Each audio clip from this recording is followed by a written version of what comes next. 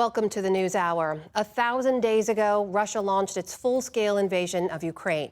And today, Ukraine marked that grim milestone with a first, using a long-range American missile system to hit a target inside Russia.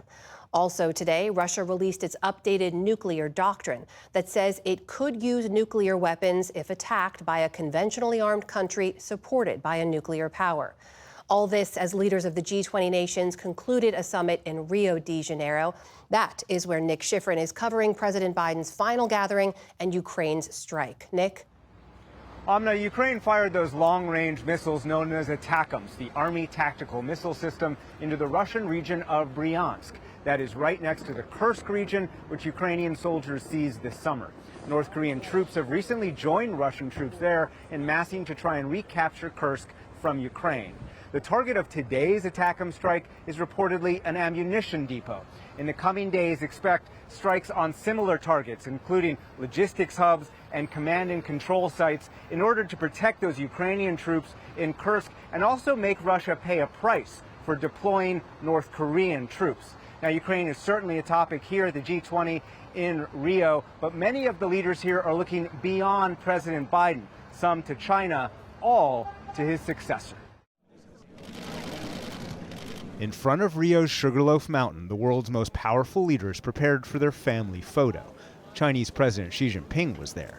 The collected staff was there, as were the Global South's three core leaders, Brazil, India, South Africa, next to the man who calls himself their partner. But that's when the leaders began to notice someone was missing. Behind the palm tree right now. The White House pool camera hunts for the missing president, with the Canadian and Italian prime ministers left to look on, as Brazil's President Lula da Silva decides not to wait. If a picture is worth 1,000 words, it seems like the Global South doesn't need the U.S. to fill the family.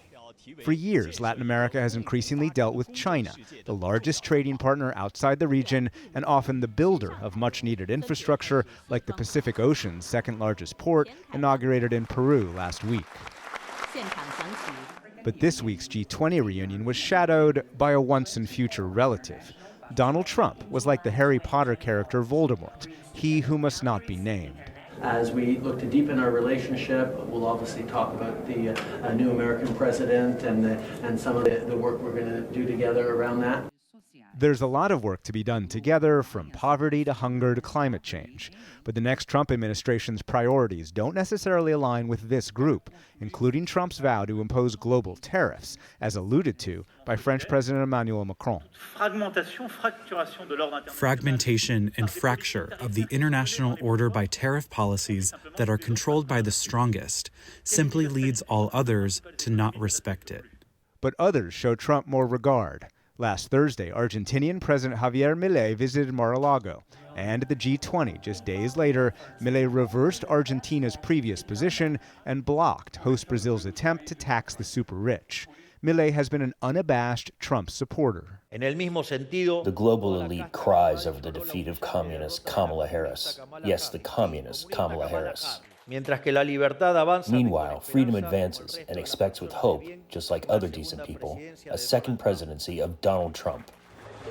In its final months, the Biden administration is doing what it can to enact enduring policy change. This weekend, President Biden toured the Amazon, the first sitting president to do so. He created an International Conservation Day and pledged new financial help for the Amazon. His administration hopes that investments in clean energy infrastructure are irreversible. It's true.